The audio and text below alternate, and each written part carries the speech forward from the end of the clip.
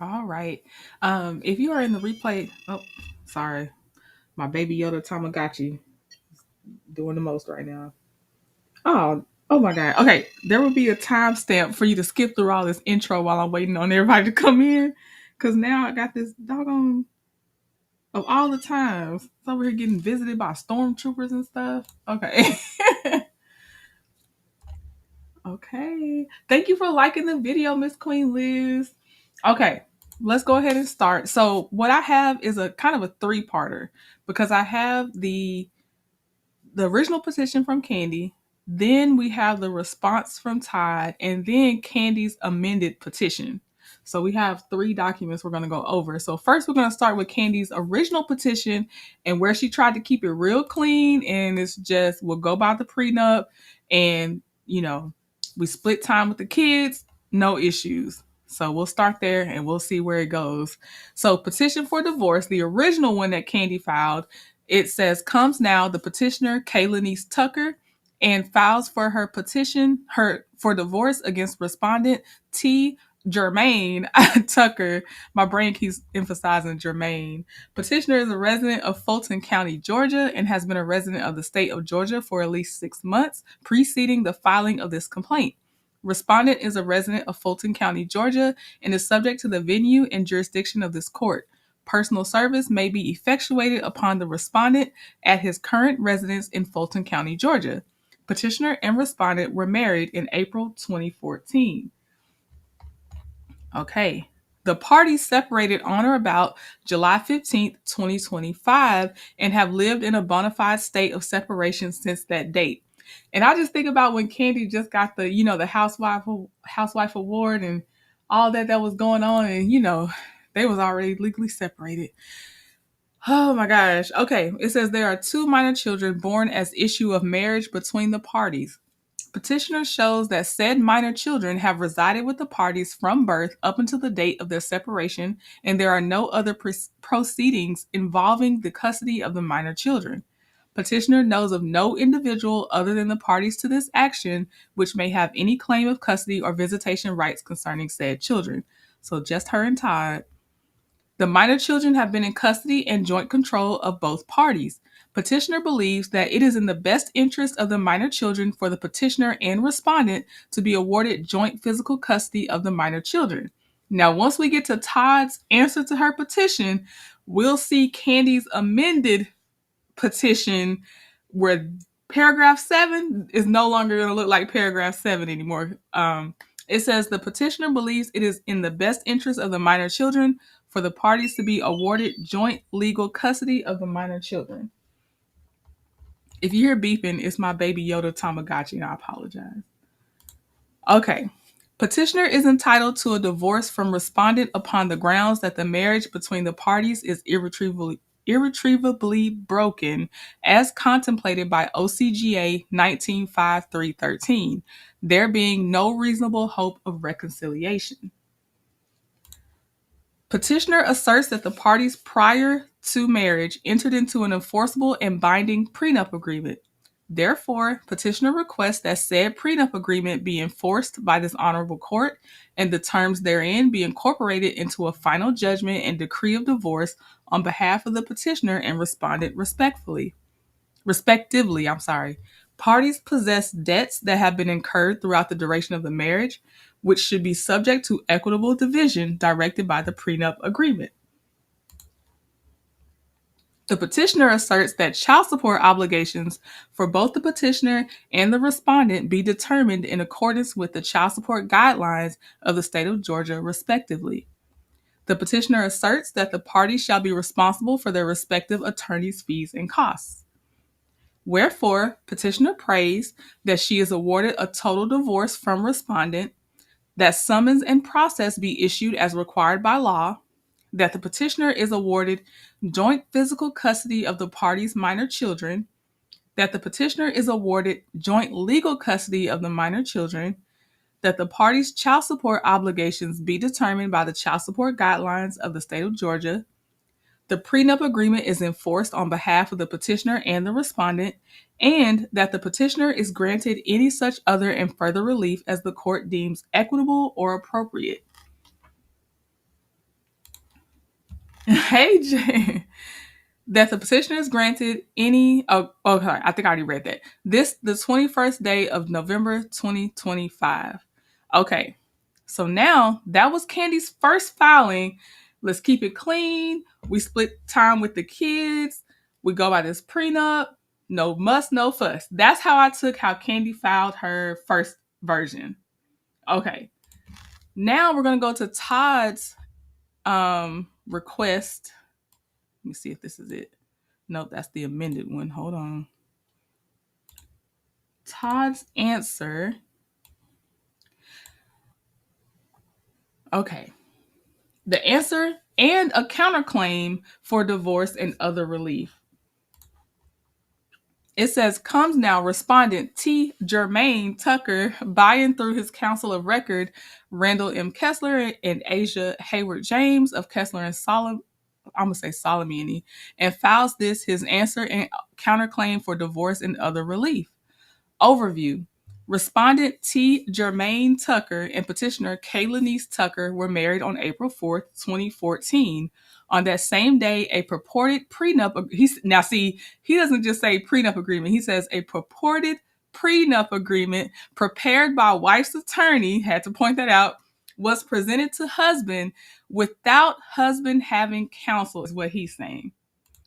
Even though wife's then counsel had communicated previously with the undersigned regarding a potential prenup agreement. This is where I have a problem with Todd, and I don't really do too much because Todd has had to endure a lot from Mama Joyce as well. So I don't do too much with either one. Like they knew what they was getting into, and they made their choices. But you cannot convince me that as a grown, mature man that already had a kid before she's grown out the house, that a pre-nup, pre the nuptials, wasn't going to have to be signed before y'all went up on that altar and said, I do. Like, to me, I would think that you would be more aggressive with your attorney going to her attorney and saying, hey, we got to iron this out because now, we're getting close to the wedding day. And I know she wants me to sign it. So to me, we're planning to always say you signed it under duress, because at what time do you sign a prenup except for mostly prior to the nuptials in the first place? So that's where I Todd on that part of, I didn't know they were going to present it to me. Well, when else do you present it but before y'all get married? Okay, I'm going to get back to the document. All right. So it says the minor children are currently in husband's care and residing with him in Georgia, while wife's out-of-state work obligations have required and will continue to require her to be away from the children for at least the next several months. The parties have been working cooperatively in an effort to resolve all issues, and husband remains committed to continuing those discussions in good faith. However, in the hopefully unlikely event the parties are unable to reach a full agreement, husband shows that he will seek an award of primary physical custody, joint legal custody, and final decision-making authority, with wife having substantial time and meaningful access to the children. So he wants primary, so they stay with him, the primary. No, Kandi's first filing said, I just want joint physical, joint legal. I don't remember what she said as far as final decision-making in her first petition, but I can definitely tell you what she said in the amended one. And but Todd wants primary physical, and he wants to be the final decision maker when it comes to the kids, with wife having substantial time and meaningful access to the children. Husband wishes to make clear that he recognizes wife as a loving and capable parent and remains sincerely hopeful that prior and continued discussions between the parties will bring full resolution of all matters. First defense. Husband affirmatively shows that petitioner's petition for divorce is procedurally deficient under OCGA 1955. This is where I feel like his attorneys were like, go ahead and file a response, but we need to buy some more time. So we got to find something that she didn't do proper, or something we can at least raise a question about that she didn't do properly. And it was a minor one to me, but if it's required, it's required. It says petitioner failed to verify the petition as required by subsection A State the residence or last known address of respondent as required by subsection B1, and provide the name and age of each minor child as required by subsection B4. Husband reserves all rights to challenge the sufficiency of the petition based upon these statutory deficiencies. So it's so minor that I'm just like, this sounds like you just need to buy time. I'm about to turn my screen off for just a second because so let me see where in here. They list the address in here, and I don't want to accidentally put that up there. It's publicly out there now, but if I can help it, I'm not going to put their address up there on purpose. So the document will come back on the screen when I know I've safely passed that page. So it says, husband admits the allegations contained in paragraph 1, 2, 3.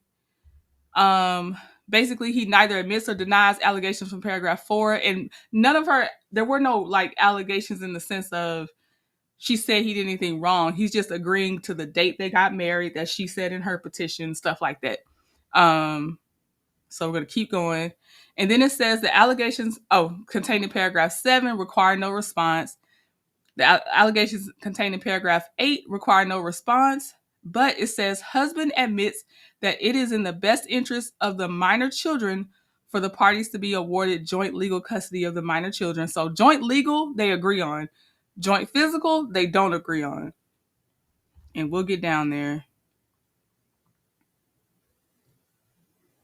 I'm trying to get past this address. I know as soon as I bring the page back up, if I don't get past this address, I'll be showing it to y'all. Okay. More of require no response. So I'm just going over those because it's the standard legal jargon. Okay. Now, the counterclaim for divorce, and I'll just show y'all this screen because it doesn't have their address up there yet. But this is where he has answered her petition for divorce, and then he has now also filed his counterclaim for divorce and other reliefs. That's what I'm looking at right now. All right. So I'm going to take it back down until I get past that address, though. So it says, comes now T. Jermaine Tucker, respondent husband, buying through his undersigned counsel, and files this, his counterclaim for divorce and other relief, respectfully showing the court as follows.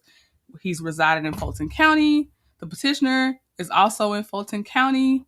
They were lawfully married on or about April 4th, 2014, and they are currently living in a bona fide state of separation. And if you came in later, they have been separated since June of 2025.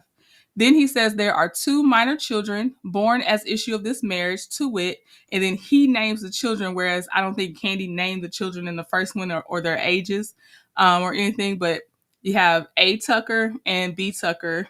And then it says, husband shows that he should be awarded temporary and permanent legal custody of the party's children, as well as final decision-making authority.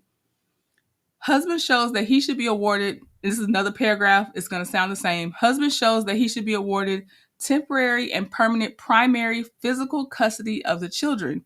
In the event the parties are unable to resolve all issues privately, the court should determine all matters related to the minor children in accordance with OCGA 1993 and 19615. Okay, now I can get past this address.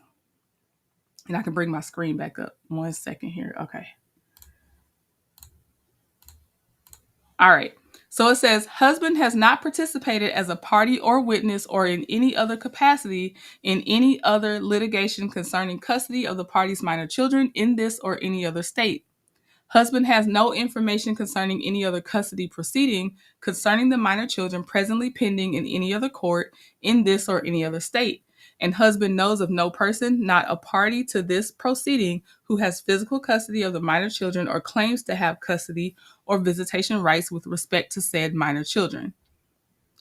In the event the parties are unable to resolve these issues at mediation or otherwise, husband requests that these issues be heard at the 30-day status conference scheduled for January 12th, 2026, or in the alternative, that this matter be scheduled for a temporary hearing at the court's earliest convenience to address temporary custody, parenting time, and all other temporary issues necessary to promote the best interests of the minor children and to ensure clarity and stability for the parties pending final resolution of this action.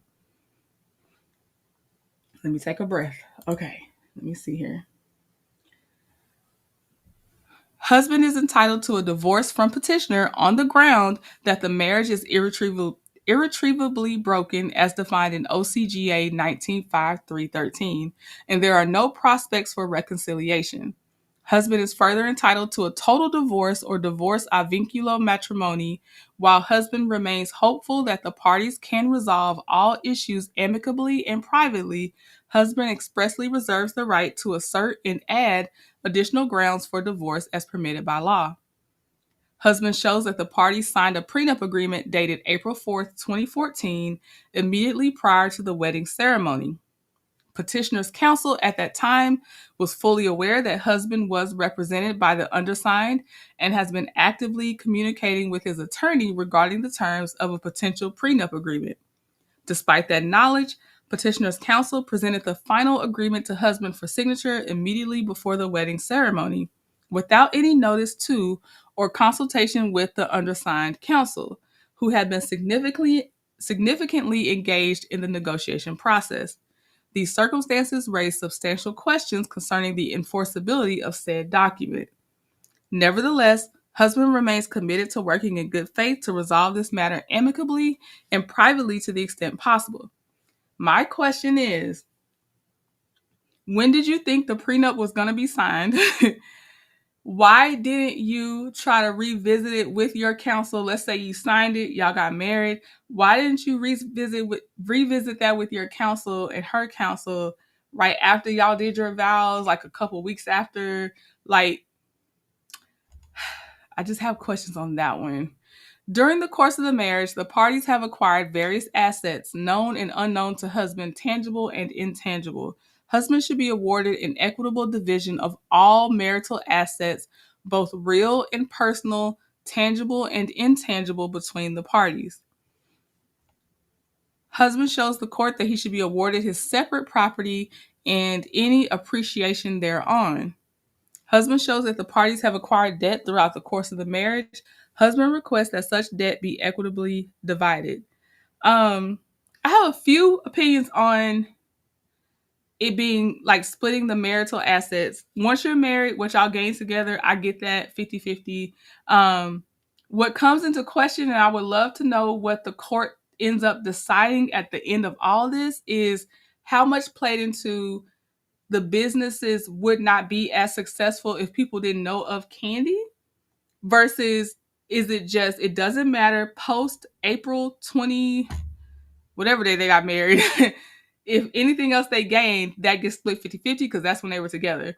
And I do try to look at it as if Todd had been the breadwinner and Kandi had been the wife that came in after the marriage, supporting him, and more things happened. But he was already famous though. But we, for the most part, it's accepted that a woman leaves with whatever she's able to leave with, minus what the prenup says though. So if the prenup already has stuff, we're like, hey, you signed that prenup. So that's what I am with Todd. If you sign the prenup, just stick to the prenup. But yeah, so we'll see. And I think that's why, because I think it gets very specific in there in that prenup, is what I'm guessing. Because otherwise it wouldn't be important. So we'll see though. I just have questions. I don't really have a strong stance either way. All right. Let me see. So now we're in husband shows that OCGA 1957 provides as follows with regard to the transferring or disposition of property. After a petition for divorce has been filed, no transfer of property by either party except a bona fide transfer in payment of pre-existing debts shall pass title so as to avoid the vesting thereof according to the final verdict of the jury in the case. So don't go selling off stuff, don't go hiding stuff. That's basically what I got from that. Okay. Further, wife is bound by the provisions of the OCGA 1961E, which provide as follows with respect to the transferring or disposition of property. Pending the final determination by the court of the right of either party to alimony, neither party shall make any substantial change in the assets of the party's estate, except in the course of ordinary business affairs, and except for bona fide transfers for value. Husband insists that petitioner comply with the foregoing statute in all respects. Petitioner is put on notice of not only the law of the state of Georgia, but also on notice of husband's intent to insist on full and absolute compliance by petitioner. Husband hereby places petitioner on notice of the following important provision regarding spoliation of evidence. You are hereby notified that Georgia law requires you to exercise reasonable care to protect and preserve evidence relevant to the issues in this case/action. By this notice, you are hereby given notice not to destroy, conceal, or alter any video, audio, paper, or electronic files or other data in connection with this pending litigation, including but not limited to any of the following items that are either presently in your possession or control, or which may come into your possession while this case is ongoing: any financial records or statements, all income records, all tax records, all expense records, all recordings or evidence reflecting relevant conduct by either party, any item that supports any defense raised by you to this petition, and or any item which supports any claim made by you in any counterclaim or pleading filed in this matter. You are further notified that a failure to comply with this notice may result in sanctions for any destruction or failures to preserve any such evidence, including without limitation adverse inferences against you at trial, as well as an award of expenses and attorney fees necessitated by such conduct. And then it lists previous cases that are relevant for that. It says, husband is hopeful the parties will reach an agreement settling all issues pending between them. However, if such an agreement cannot be reached, husband reserves the right to amend this counterclaim accordingly. Husband requests that the court incorporate any settlement agreement entered by the parties into a final judgment and decree of divorce. So wherefore, husband respectfully requests that a rule nisi issue requiring petitioner to show cause why the temporary relief requested in husband's answer and counterclaim for divorce and other relief should not be granted, that he be granted a total divorce from petitioner upon legal principles, that is, a divorce a vinculo matrimony, that husband be awarded legal custody, final decision-making authority, and temporary and permanent primary physical custody of the children as determined in the children's best interest, that the court determine all matters related to the minor children in accordance with OCGA 1993 and 19615. That husband be awarded an equitable division of the marital property of the parties and to be awarded his separate non-marital property and all appreciation thereon. That the parties equitably divide all marital debt. That husband be entitled to all additional relief, including alimony and child support in the event that the prenup agreement is not enforced. Of course on that one. That the court incorporate any settlement agreement entered into by the parties into any final judgment and decree of divorce, and that husband be awarded such other and further relief as this court deems just and equitable. Respectfully submitted this 26th day of November 2025. Okay, so two main things that I see from Todd is he wants primary physical custody and he wants final decision-making authority when it comes to the kids. He wants alimony. He wants child support. And I definitely believe he does not want that prenup enforced. That's what I'm getting. Now, we do have Kandi's amended answer to his counterclaim in his response. So I will pull that up. Let me see. Is this it? Okay, yeah, that's it. Okay.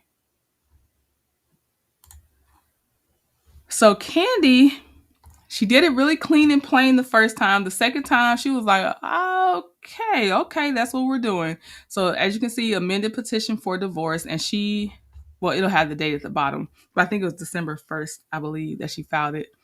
But we'll get there. So Kandi's new response is petitioner and respondent were married in April 2014. Prior to the date of marriage and conduction of the marriage ceremony, the parties drafted, negotiated, and executed an enforceable prenup agreement under the applicable statutes of the state of Georgia. So it's going to come down to the judge deciding if they're going to enforce that prenup, or are they going to say it was signed under duress and they come to a different agreement. Attorney Randall Kessler represented the respondent, and he provided legal counsel and direction to the respondent during these considerations on and off camera.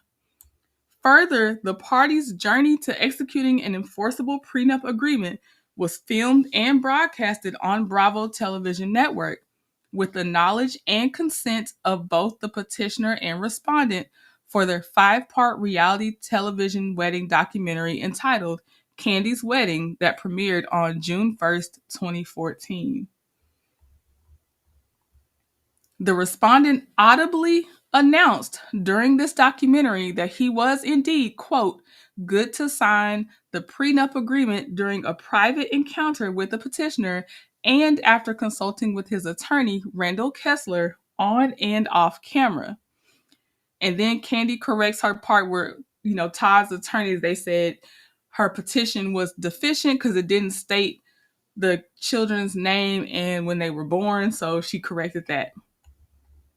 Then it says, both the petitioner and respondent are public figures and self-employed entrepreneurs. This is the part that's important because Todd is using Kandi's travel to say he should have primary physical custody and the final decision-making authority. So Kandi's like, okay, let me change. Let's incorporate both of our careers in what we've been doing. So both the petitioner and respondent are public figures and self-employed entrepreneurs who work in the metropolitan area and throughout the United States. During the periods of time that the respective parties' work schedules required them to travel, the petitioner has hired and paid the expenses for a full-time nanny. The nanny has provided care and assisted the parties with the minor children throughout the marriage and since the respective births of each of the minor children to date, without any objection from the respondent. So Kandi's saying it's been good for the goose while we were married. It should be good for the gander now that we're going to get a divorce. If you're okay with a full-time nanny when you could have stayed and been watching your kids or you wanted primary physical custody, then you should be okay with a full-time nanny now that you and I are no longer together, but we're still operating how we've been operating when it comes to the care of the children. That's how I'm taking it. This is my opinion. I'm interpreting this. Okay. So then it says, let's see. Both the petitioner and respondent have held professional obligations that have required each party to travel away from the home for extended periods of time, independently and jointly, prior to and after the births of both of the minor children. So Todd has to travel with and without Kandi. Kandi's travel with and without Todd. This would not be anything new. She didn't all of a sudden get these jobs that make her travel. Okay. And same for him. He's been traveling too. In addition to the nanny service, the petitioner has a diverse and concentrated family support network, which includes maternal grandparents, aunts, uncles, and cousins within a 5 to 20-mile radius of the family residence. The petitioner's support network is readily available, and has traditionally supported the minor children emotionally and physically throughout the marriage in accordance with the petitioner. Therefore, the petitioner amends her petition and asserts, in accordance with OCGA 1993, that it is in the best interest of the minor children for her to be awarded primary physical custody of the minor children, with the respondent being awarded parenting time with the children on a consistent basis and in accordance with the parenting plan. So now that Todd sat there and he said, I want primary physical custody and I want to be the final decision maker, Kandi's taken off the table where she was like, oh, joint. Of course, we'll decide things together and we'll be good to go. She's like, okay, well, now I want primary custody and I want to be the final decision maker and you can have good, consistent time with your children. So now this is unfortunately, the gloves are coming off because she did not reassert, I just want to do joint. Now she's saying, no, I'll take it then. So we'll see what happens. It says the petitioner reaffirms that it is in the best interest of the minor children for the parties to be awarded joint legal custody of the minor children, and further asserts that it is in the best interest of the children for her to be awarded final decision-making authority with matters related to academics, education, and healthcare.